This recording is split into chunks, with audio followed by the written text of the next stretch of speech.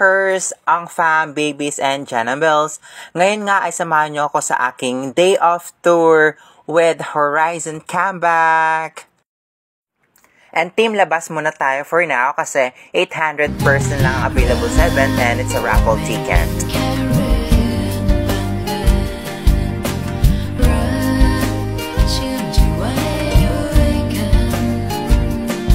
So while we are waiting, let's do a pampagood vibes lang habang hinihintay natin Horizon.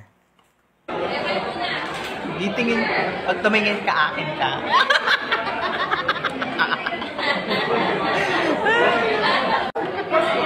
Pag lumingon ka, akin ka. Hi, baby.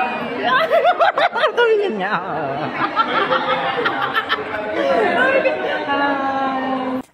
Anchors are still waiting for Horizon.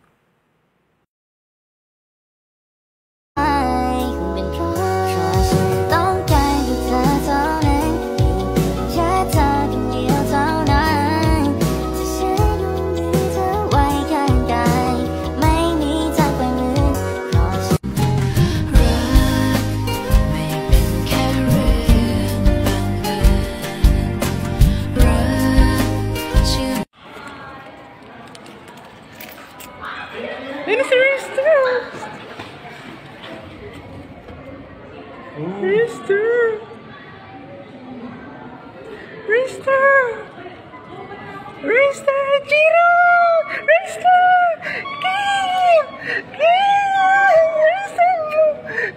Marcos! Lindsay! Oh my God! I saw you! Si Rister! Rister here! Rister, go! Rister!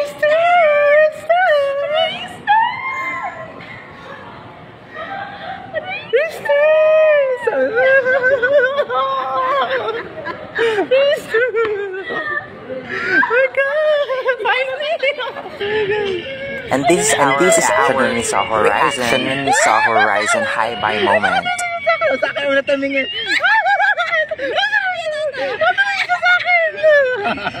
Sa'yo? Hindi sa'yo? Bakit tumingin? Ulitin mo sana. Ayun yung nagkakaroon. Wait lang. Ayun ba ito?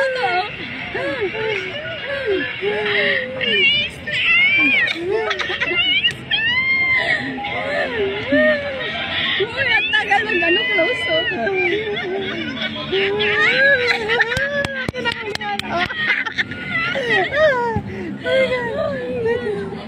May isa pa. Hindi, may isa pa eh.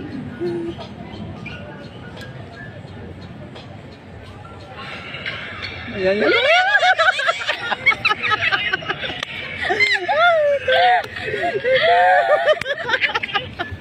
Oh my God. Tumitik sa una si Jiro. Ano? Tapos si Rister. Si Kim. Oh my God, si Kim. Si Kim. Magbigay lang ako. Then after namin mag-fangirling, mag-hunay, dito kami dumiretso sa La Sema sa Korean Spa para mag-relax after mag-fangirling. At dito nga ay may hindi ako inaasahang mangyayari. Kaya, stay on the video!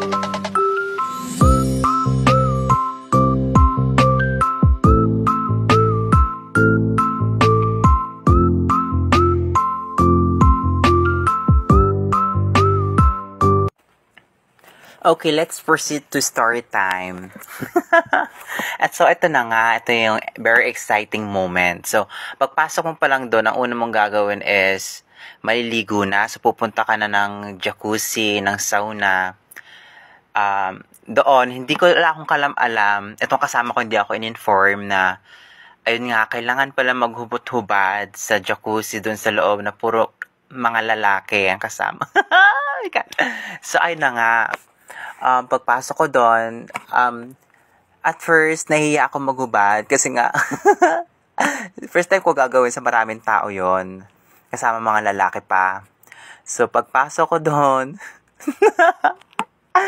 so I was shocked kasi nga, lahat ng mga kalalakihan nakahubad-hubad nga. So, ayan yung mga Amerikano. Mga Koreano na malaopa. Makikita mo sila sa jacuzzi, nakaupo, nakatayo. Yung iba, naliligo, na nakahubad-hubad. Oh my God, nakita ko talaga ka na ng mga puto. Yung iba, mga uncut, yung iba cut. Tatanungin nyo kung mga Amerikano is, mga supol. Some of them naman, hindi. Yung mga Korean, yung ibang mga Koreana, naka-uncut, yung iba hindi. Yung iba support, yung iba hindi. Oh my God. So, syempre, be professional. Doon nasa loob ka. So, bawal kang, ako lang naman mag-isa doon, walang kakilala. So, tahimik lang ako, walang ginagawa. So, nagmamasid-masid lang ako sa paligid. And, ayun nga, meron isang room doon na sauna ngayon napakainit. Wala, tatambay ka lang doon sa loob, puro mga lalaki, nakabutubad. So, nakita ko yung so, hindi, mayroong rules kasi doon, may policy na bawal bastos, nakalagay doon, may warning. So, first offense is 1,000 something ata yon. So, bawal talaga ikaw mag-ingay doon or So, kailangan be professional. Kung gusto mag-unprofessional, sa isip mo na lang yun. Pero hindi ko talaga makakalimutan yun ever. So, different kind of people. May mga Pinoy din naman doon. Mga konti lang, pero most of them is mga Koreano kasi nga Koreans pa to. So, ayun nga, nakita ko yung mga malaopa, may mga K-pop group pa ata ako nakita. Mala K-pop group ang datingan. So, yung super gwapo nila, tapos, ang ganda-ganda ng face, ng body build nila. Tapos, pagdating mo sa makakita nila. My gosh! Wala ka nagawa. May mga matatanda din naman doon. So, pinagtripan pa ako nakasama ko, di ba? Yung likod ng bouncer, yung nakasaan sa mga baklang. Picturean mo ko. So, let's go back to my story na. So, after ko nga maligo, mga 1 hour ako tumambay doon, di ko na malayan. Kung wala lang akong kasama na, friend, tatambay ako mga 3 oras doon eh.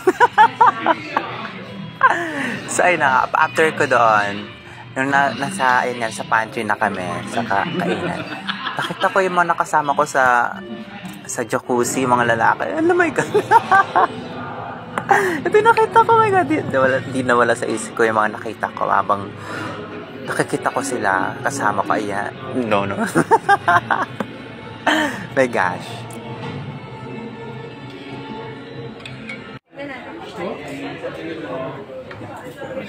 So, dito nga, sa part na to, is parang ka nasa loob ng oven na niluluto kang parang isang pizza.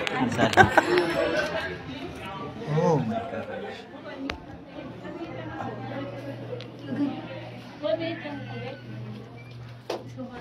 Init, ayoko. Init, ayoko. Ang init, ayoko. Ang init, ayoko.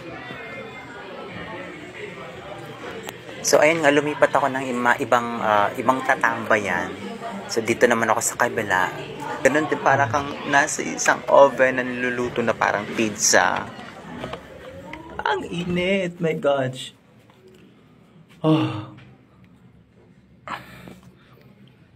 Oh my God, ang init. Hindi ko kaya ang init. My God. Hindi ko kaya. Ang init. So, dito nga, katabi ko yung mga opa sa sleeping room.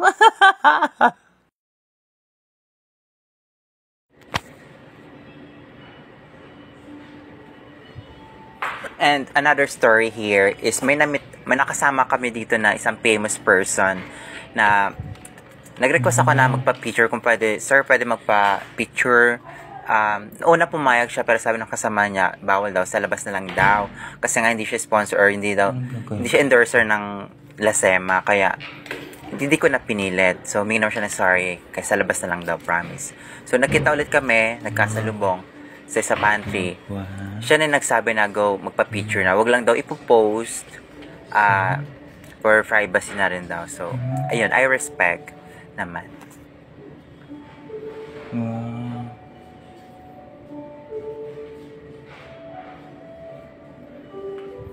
And habang nag-iikot pa ako, is accidentally ko nakuha ng yung boys sa locker room na nakahubad-hubad. Hindi ko naman sinasadya.